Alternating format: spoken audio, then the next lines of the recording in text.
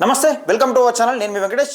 Heroine Pratyusha మనందరికీ తెలుసు, ఒక ముదిరాజు బిడ్డ, ఒక హీరోయిన్గా ఎదుగుతున్న తరుణంలో అనేక అవకాశాలు వచ్చినాయి ఆమెకు.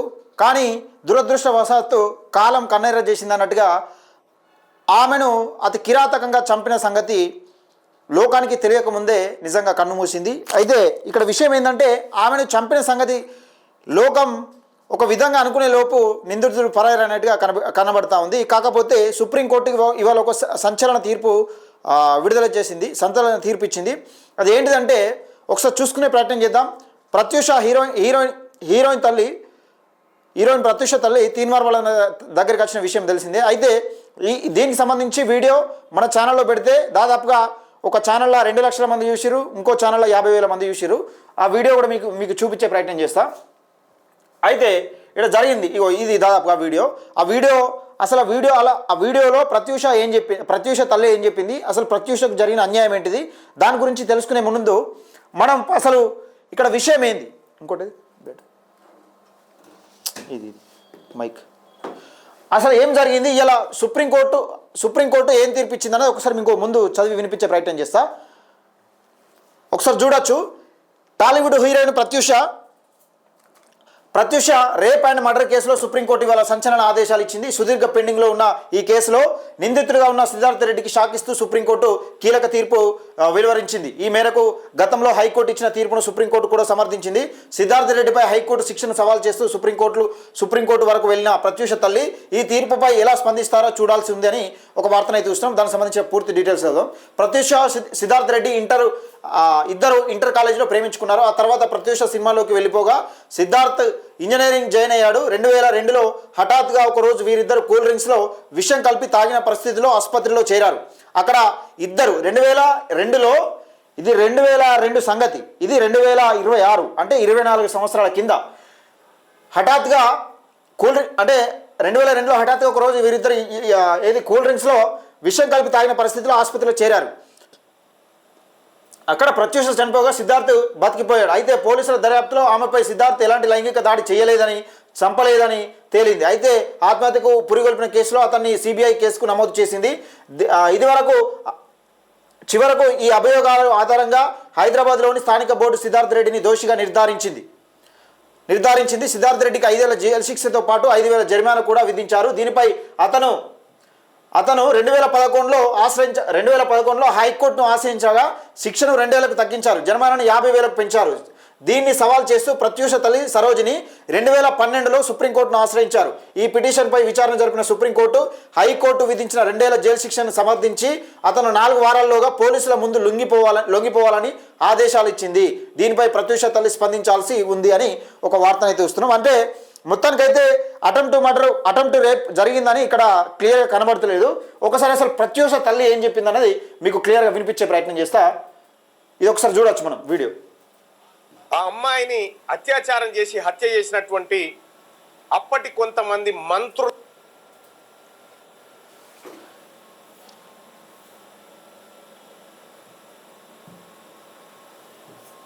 పిల్లలు ప్లస్ సిద్ధార్థ రెడ్డి అనేటువంటి కిరాతకుడు, వీళ్ళు అత్యాచారం చేసి హత్య చేసినారు. దాని పరిణామ క్రమాన్ని, దాని హిస్టరీని కొంచెం బ్రీఫ్ చేస్తాం మీకు. ఇక్కడ న్యాయం అనేది, ఈ దేశంలో న్యాయం కోసం పరితపించే వాళ్ళు ఎలా ఉంటారు, ఏం కథ అనేది, న్యాయము డబ్బున్నోడికి ఒక రకంగా, డబ్బు లేనోడికి ఇంకొక రకంగా ఎలా ఉంటుందో మనం చూద్దాం.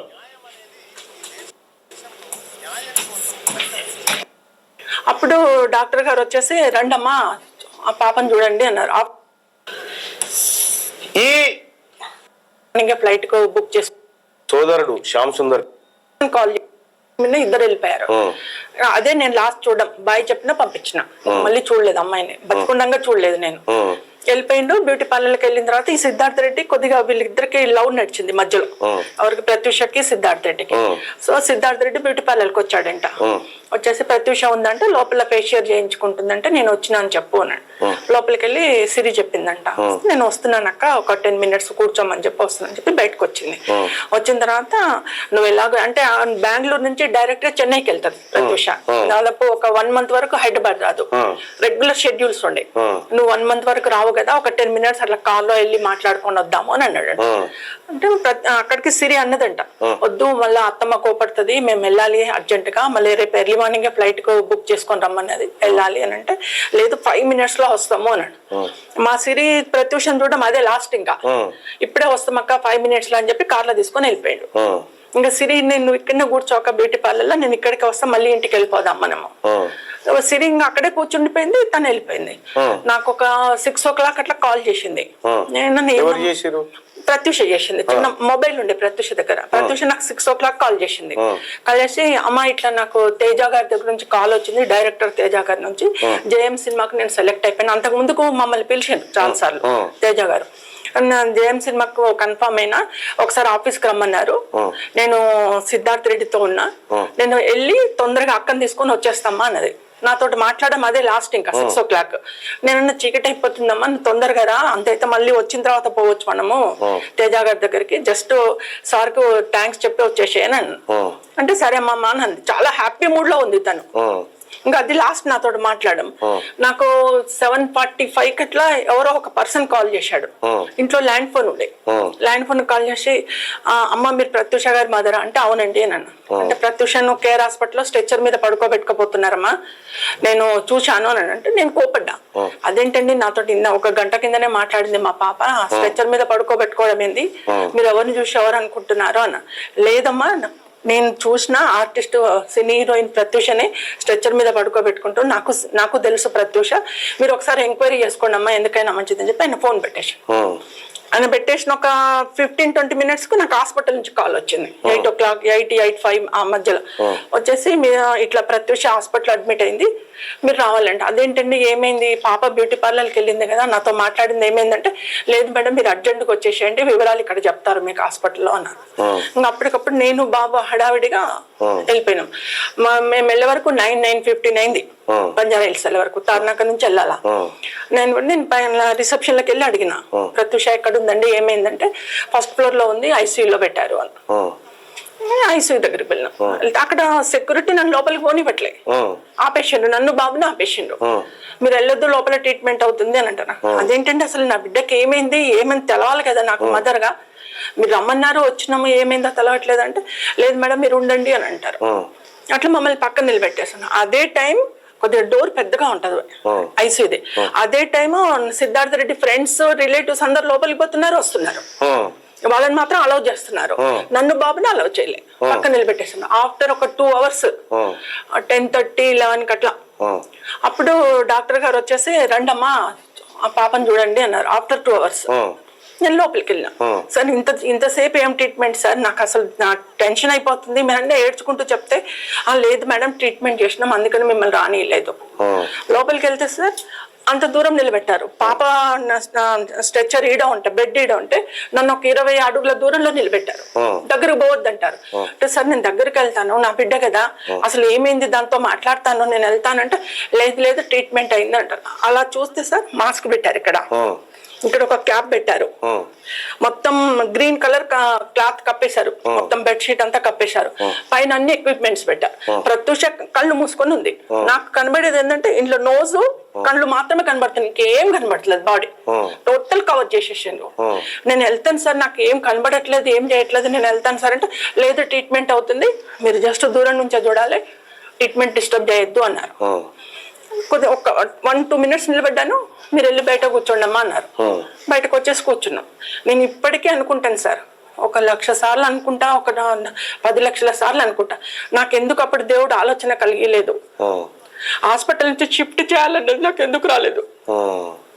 షిఫ్ట్ చేసి ఉంటే నా బిడ్డ బతికేది, నాకు అప్పుడు ఆలోచన రాలేదు సార్. తర్వాత అందరు అన్నారు, నువ్వు హాస్పిటల్ ఎందుకు పెట్టావు, షిఫ్ట్ చేసుకుంటే అయిపోయేది కదా అని. బయటకు వచ్చేసి కూర్చున్నాం.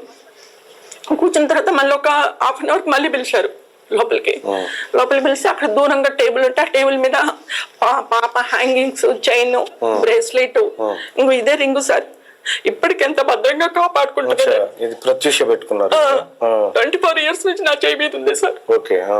ఇవన్నీ నాకు ఇచ్చేసారు ఖర్చులో గట్టి. అప్పుడు కూడా అడిగిన, ఒక్కసారి మాట్లాడతాను సార్ ప్లీజ్ నన్ను పంపి. లేదు మీరు వెళ్ళొద్దు, దూరంగా వెళ్ళి బయట కూర్చోండి అన్నారు. అప్పుడు బాబు నేను ఇద్దరం వెళ్ళి బయట కూర్చున్నాం. అదే లాస్ట్ సార్ నేను చూడడం పాపని. మళ్ళీ నన్ను లోపలికి పంపించలే వాళ్ళు. అటు పక్కన ఒక రూమ్ ఉంది, అందులో సిద్ధార్థ రెడ్డి పడుకొని ఉన్నాడు. వాళ్ళ మదరు, వాళ్ళ ఫాదర్ అందరు లోపల ఉన్నారు. సిద్ధార్థ రెడ్డి ఉన్నాడు, ఫ్రెండ్స్ అందరు పోతున్నారు, రిలేటివ్స్ అందరు పోతున్నారు. మమ్మల్ని మాత్రం బయటకు నెట్టేసిండ్రు. మీరు వెళ్ళి బయట కూర్చోండి అన్నారు. అప్పుడు బాబు కింద రిసెప్షన్కి వెళ్ళి అన్నయ్యలకి, వదినలకి అందరికి కాల్ చేస్తే వాళ్ళు కొంతమంది ఏమో నైట్ వచ్చారు, కొంతమంది మార్నింగ్ వచ్చారు. మా పిఆర్ఓ గిరిధర్ కూడా పిలిచాను, గిరిధర్ కూడా వచ్చాడు. గిరిధర్ వచ్చేసి ఆ రాత్రంతా లాన్లోనే కూర్చున్నాం సార్, కింద రిసెప్షన్ ముందరనే కూర్చున్నాం. వాళ్ళందరికీ రూమ్స్ అలాట్ చేసిండ్రు. మాకు ఒక రూమ్ ఇవ్వండి అన్నాను.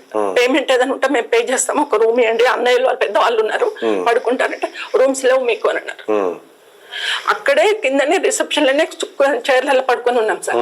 అంటే అంత నిర్దయగా చూసిండ్రు మమ్మల్ని. పాపని లోపల పెట్టేసుకొని మమ్మల్ని అసలు కేర్ చేయలే. అసలు ఎక్కడ కూడా చిన్న రెస్పాన్స్ కూడా లేదు మాకు. నెక్స్ట్ డే మార్నింగ్ 10:30, 11కి నన్ను పిలిచారు డాక్టర్ గారు. పిలిచి ఒక డ్రెస్ తీసుకురండి అమ్మా, ఒక డ్రెస్ తీసుకురండి అమ్మా ప్రత్యూషకి అన్నారు. అప్పటికప్పుడు నేను బాబు వెళ్ళేసి అన్నయ్య వాళ్ళని కూర్చోబెట్టేసి నేను బాబు తారినాకకి వెళ్ళి తొందర స్నానం చేసుకుని దేవుడికి దండం పెట్టుకొని కొద్దిగా బాగా చేయండి నా తండ్రి అని చెప్పి దేవుడికి దండం పెట్టుకొని ఒక 1/2 hour లో బయట మళ్ళీ డ్రెస్ తీసుకొని బయటకు వచ్చేసాం. 10:30 వరకు మేము హాస్పిటల్కి వచ్చేసాం. వచ్చేసి డాక్టర్ గారికి ఇచ్చేసాను డ్రెస్ ఇచ్చేసి తను తీసుకొని లోపల పోయిండు. మీకు ఎందుకు సార్, నేను 10:30కి డ్రెస్ ఇస్తే 11:30కి బయటకు వచ్చేసి ప్రత్యూష చనిపోయిందని చెప్పి అనౌన్స్ చేశాను. అక్కడే మీకు అర్థం కావాలా. 10:30కి నన్ను డ్రెస్ తీసుకురమ్మన్నారు, ఇచ్చేసిన. జస్ట్ 45 minutes 1 hour లో ప్రత్యూష చనిపోయిందని బయటకు వచ్చి మాకు చెప్పారు. మీరు ఇప్పుడే బాగుందన్నారు కదా సార్, నన్ను డ్రెస్ తెమ్మన్నారు కదా, చేంజ్ చేస్తున్నామన్నారు కదా, ఇప్పటికే మీరు వెళ్ళిపోయిన తర్వాత హార్ట్ అటాక్ వచ్చింది, చనిపోయింది. జరిగిన విషయం వాళ్ళ అమ్మ చెప్పిన మాట. సరే సుప్రీంకోర్టు, హైకోర్టు ఇవన్నీ వాదనలు ఎట్లా ఉన్నా కానీ జరిగింది మాత్రం అది. అంటే డబ్బులు ఒక న్యాయం జరిగింది, డబ్బులు లేని ఒక న్యాయం జరిగింది అనే విధంగా దాదాపుగా 24 సంవత్సరాలు 2002లో జరిగితే ఇప్పుడు 2026లో నిజంగా నిందితుడిని లొంగిపోమని ఈరోజు సుప్రీంకోర్టు చెప్పింది. ఇది ప్రత్యూషకు సంబంధించి ఈరోజు సంచలన తీర్పు చెప్పింది. మరి వాళ్ళ అమ్మ ఏ విధంగా స్పందిస్తుంది, వాళ్ళ అమ్మ ఏమంటుంది, ఏ విధంగా స్పందిస్తుంది అనేది చూడాల్సి ఉంది. దయచేసి ఈ వీడియోని ఎక్కువ మందికి షేర్ చేసే ప్రయత్నం చేయండి, లైక్ చేయండి, మన ఛానల్ని సబ్స్క్రైబ్ చేసుకోండి.